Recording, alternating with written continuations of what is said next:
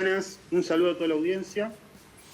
Bueno, empezamos por lo que planteabas al principio, una situación acuciante en relación a el ingreso de los recursos humanitarios para la población de Gaza. También en el informe describían con claridad cuál es el famoso objetivo militar que tiene Netanyahu en relación a este conflicto, digamos. Y el objetivo militar es ocupar el 75% de la franja de Gaza. De lo que estamos hablando es de un objetivo absolutamente contradictorio con el derecho internacional, porque implica la concreción de un genocidio y de una limpieza étnica, o sea, el barrido de un pueblo, de una región, y el desplazamiento forzoso y masivo de toda su población a otra, porque obviamente los 2 millones de habitantes de la Franja de Gaza no pueden habitar en el 75% que no estaría ocupado por Israel, y la región ocupada por Israel está siendo destruida desde sus cimientos, ¿no? También opuesto a toda la legislación internacional al respecto y a las leyes de Ginebra, están demoliendo todos los espacios habitables dentro de las regiones ocupadas, y están transformando a Gaza en un territorio desierto, ¿no? Pasa de ser una ciudad a ser un desierto. Esto implica una limpieza étnica e implica necesariamente un genocidio, ¿no? Hablamos de 53.000 víctimas según los organismos internacionales, según la ONU básicamente, y muchísimos países que se hacen eco, inclusive España y Alemania, de estas cifras, por lo cual son absolutamente verídicas desde la información con la que contamos, pero también tenemos que hablar de cientos de miles de heridos que están siendo atendidos en condiciones malísimas dentro de la Franja de Gaza, ¿no? Estamos hablando de bombardeos sistemáticos sobre hospitales y escuelas en donde se refugia la población y un porcentaje muy importante de niños entre los muertos, y en este contexto Israel considera que es vital para acelerar su proceso de ocupación, de limpieza étnica y finalmente de genocidio, que se le nieguen los recursos, tanto sanitarios como alimenticios, a la población, por lo cual ha estado enturbiando la ayuda humanitaria. Han tenido que dimitir varios responsables de la ONU y otras organizaciones a cargo de abastecer de alimentos a la población en la situación de conflicto, porque Israel no permite que se habiliten los cruces, porque esto lo considera una colaboración con Hamas, por lo cual, digamos, utiliza esa llave también para presionar estos desplazamientos forzosos y para imponer la ocupación en una situación que ya desde octubre del 2023 podemos hablar de que no se trata de un conflicto, sino abiertamente de un exterminio, ¿no? Y cuando hablamos de exterminio, hablamos de una postura supremacista, racial, por parte de la población israelí, que está siendo cada vez masiva dentro de Israel.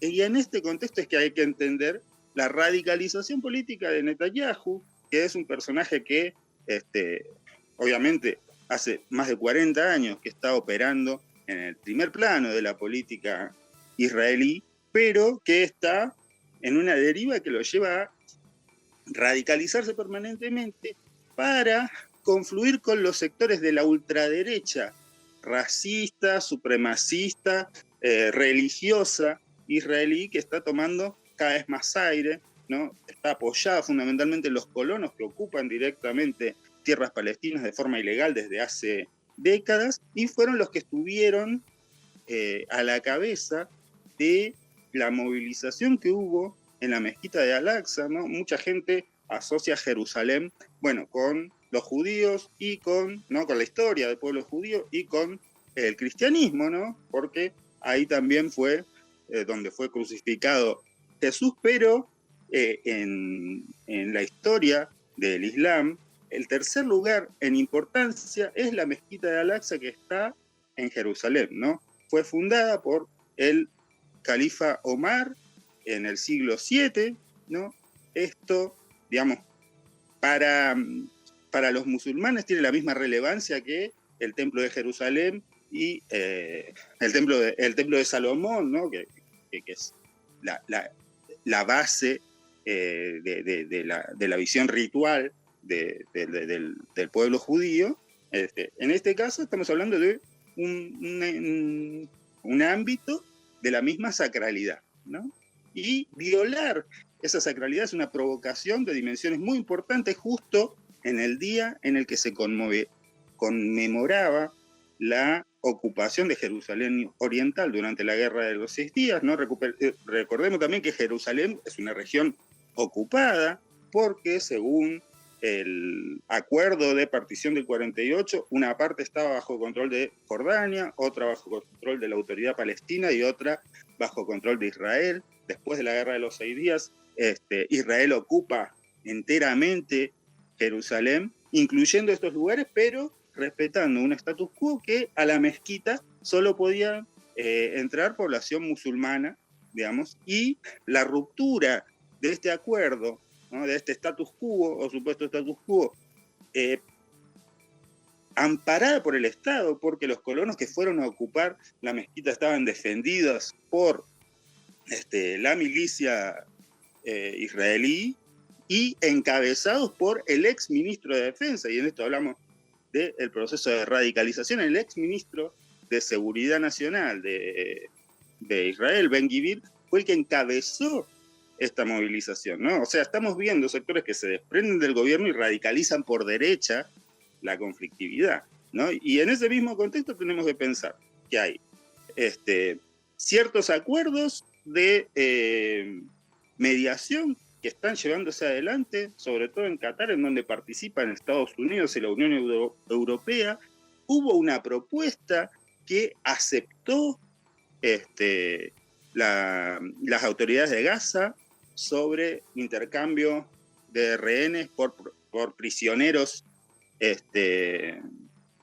israelíes, prisioneros palestinos en Israel, ¿no?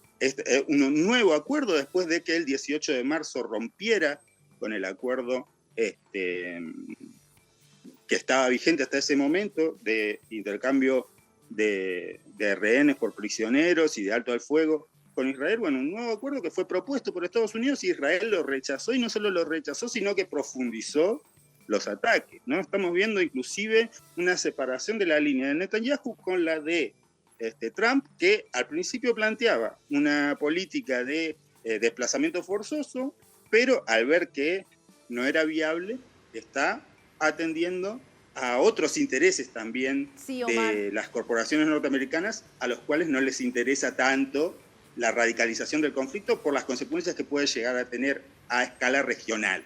Sí. Bueno, el primer precedente que siente es la ruptura de Israel con ciertos marcos que habían creado de alguna manera al Estado de Israel en 1948, ¿no? A mediados del siglo XX, es la ONU en la que habilita la creación del Estado de Israel sobre la base del respeto a ciertos criterios asociados a Occidente. Siempre fue un aliado de Occidente en el Medio Oriente. Este proceso de limpieza étnica y el intento de genocidio de Israel, digamos, rompe con ese criterio fundamentalmente porque Israel fue pensado como una especie de compensación en contra de de compensación por lo que había sufrido el pueblo, una compensación mal hecha, ¿no? Porque implicaba la ocupación de un territorio que no les correspondía, pero se asociaba a lo que había sido el genocidio al pueblo judío en Europa. Y actualmente la metodología que aplica Israel tiene mucho más que ver con sus verdugos durante la guerra mundial, ¿no? Los ejecutores de la Shoah, que con, digamos, los países que dicen defender los derechos humanos. Esto es una ruptura muy importante y habla no solo de una ruptura a nivel político, sino a nivel ideológico de la población israelí, ¿no? Hoy por hoy se hacen encuestas y se ve que el 80% de la población israelí apoya el desplazamiento forzado de la población de Gaza, y hay sectores que están impulsando abiertamente lo que es una nueva Nakba, ¿no? Pasaron de negar, ¿no?, lo que es la Nakba a plantear que es necesario una nueva Nakba, ¿no?, una nueva catástrofe. Y bueno, eso por un lado desde el punto de vista israelí. Desde el punto de vista de los países occidentales lo que hay es una gran confusión, dificultades para responder a esto. No hay herramientas ni intenciones de bloquear a Israel como sí se bloquean a otros países, por ejemplo, Irán, Venezuela, Rusia, ¿no? Pero sí hay algunas declaraciones que, digamos, censuran de algún modo esta política y convocan a que haya algún acuerdo de paz. Y por el lado de Estados Unidos los intereses son muy materiales, muy específicos, ¿no? Por ejemplo, hubo un acuerdo parcial con los hutíes para liberar el tránsito de que va hacia el canal de Suez, ¿no? Por el estrecho de Bab el-Mandeb, ¿no?